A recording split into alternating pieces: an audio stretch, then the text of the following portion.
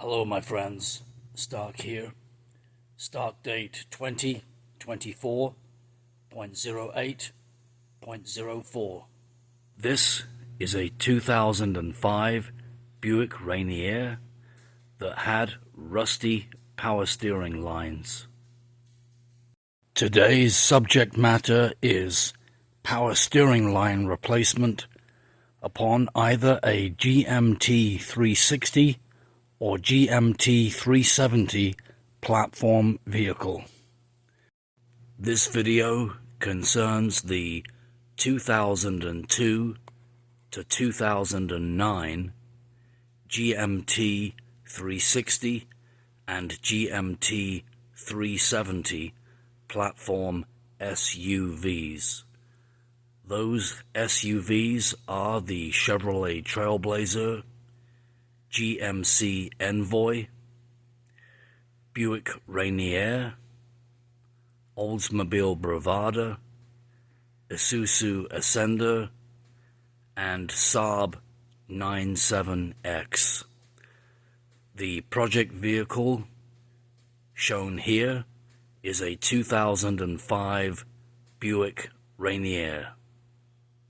The video is correct for all GMT 360 and GMT 370 vehicles equipped with the 4.2-liter straight-six engine seen here, and mostly correct for vehicles with the V8 engine.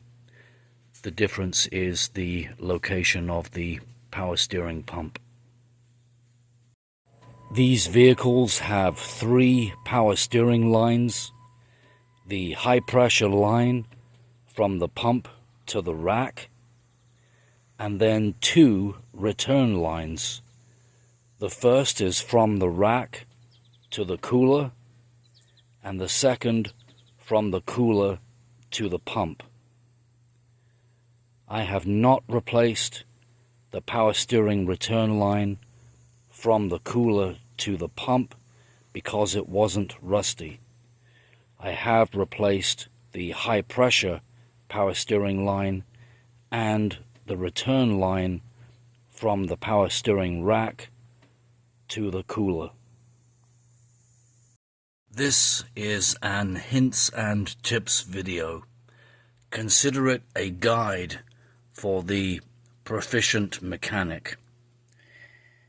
It is not a step-by-step instruction manual.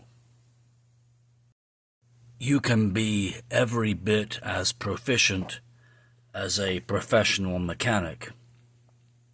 The word professional only means that one is paid for a job or task, whereas an amateur is not paid. Your proficiency is not dependent upon being a professional, but hopefully the professional mechanic is always proficient. In order to remove these 2 clamps, which are bolted to the top surface of the left frame rail, either remove the plastic inner fender or tuck it out of the way. In either case, you'll need to remove the plastic poppers which secure the plastic inner fender to the sheet metal of the vehicle. You may have already watched the TRQ video upon this subject. In that video, the technician removes the old power steering lines and installs the new power steering lines through the wheel well and around the upper control arm and strut tower. Yet it has also occurred to you that it may be possible to remove and install the power steering lines from the top, working inside the engine bay. So which is the better solution? Well, I tried both methods, so you don't have to. I removed the old, rusty power steering lines through the wheel well, over the strut tower and upper control arm. I installed the new power steering lines top down, working within the engine bay. The top-down method is much easier and much less stress upon the steel pipes of the power steering lines.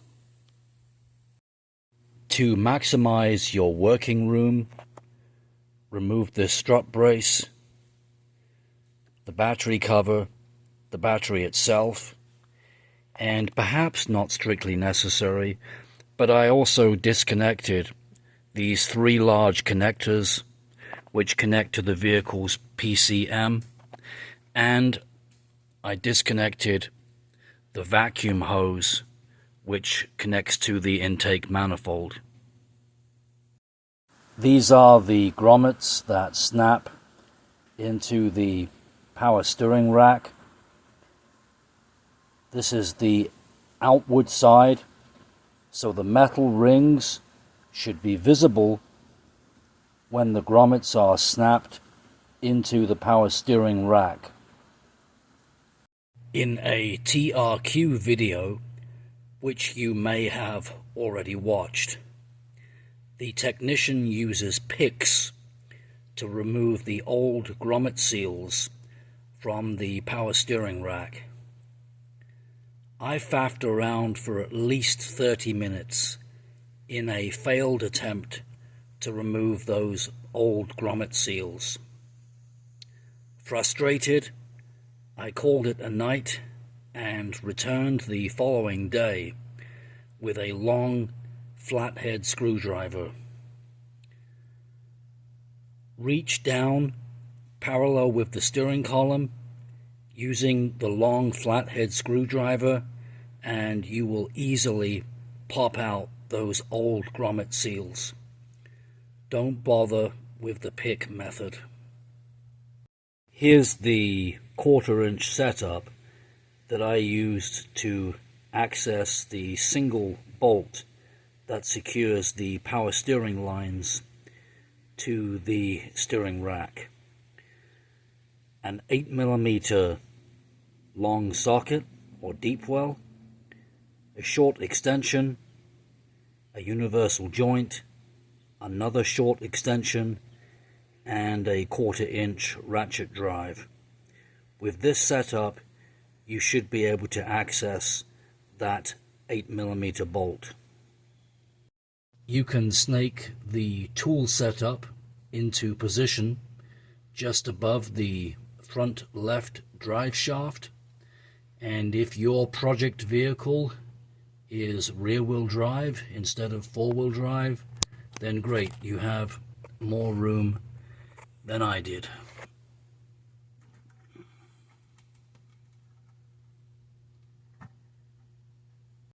Install the rubber grommets upon the power steering lines. Yes, you could push the grommets home into the power steering rack, but if you disturb those grommets while securing the power steering lines to the rack, then you'll be in big trouble, because the grommet will fall down and it will be so difficult to find in that cramped space.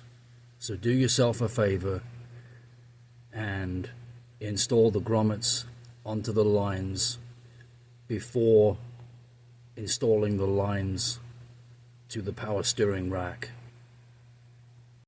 Use a rubber band to hold the two power steering lines together when you descend them toward the power steering rack.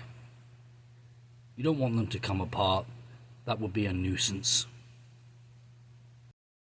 At the top of the front left strut tower, there is a large clamp which secures the power steering lines. The clamp is composed of a steel hand over a rubber block. I recommend that you grease the channels of the rubber block for two reasons. One, it will help to prevent rust forming on the steel pipework of the power steering lines. And two, it will facilitate your ability to shift and adjust the position of the power steering lines as necessary. In order to remove the old high-pressure power steering line and to install the new high-pressure power steering line, then you will need good access to the underside of the power steering pump. To achieve that access, remove the air filter assembly which sits here, and then under it remove the washer fluid assembly. You'll then be able to see the steel inner fender and have excellent access to the threaded fitting on the underside of the power steering pump. You are probably removing an original GM high pressure power steering line, in which case you will need a 16mm open-ended wrench.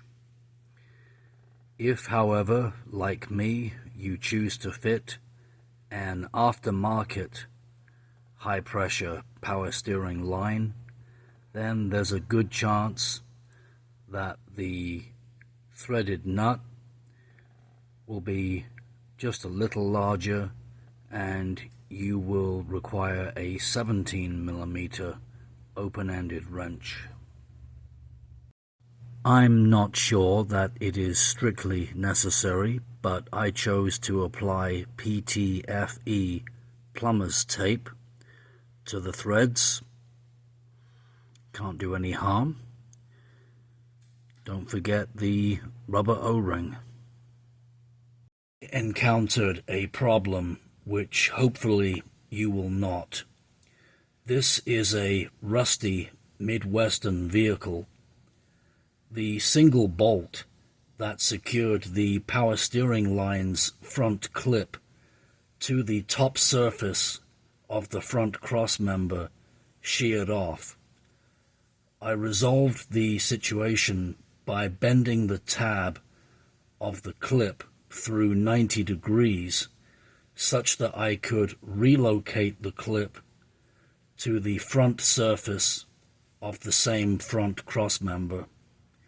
I think it's an elegant solution, particularly because the power steering lines are now further from both the fan and the crankshaft pulley. Once you have finished the job, you'll want to refill the power steering system and then coax any air out of the system. Refill the power steering system to full, jack up the vehicle and support the forward end of the frame a little behind the front axle, such that the front tires are suspended above the floor. Start the engine, turn the steering all the way to the left, then all the way to the right, and repeat twice more. All the way to the left, all the way to the right, all the way to the left, all the way to the right. Straighten up, switch off the engine, and recheck the power steering fluid level and top up as necessary. Thank you so much for watching, my friends. Again, this video is intended only as a guide for the proficient mechanic to replace the power steering lines upon a GMT 360 or GMT 370 platform vehicle. There are other videos that illustrate a step-by-step procedure, although I don't necessarily agree with all of the steps in those videos. Take care. See you next time.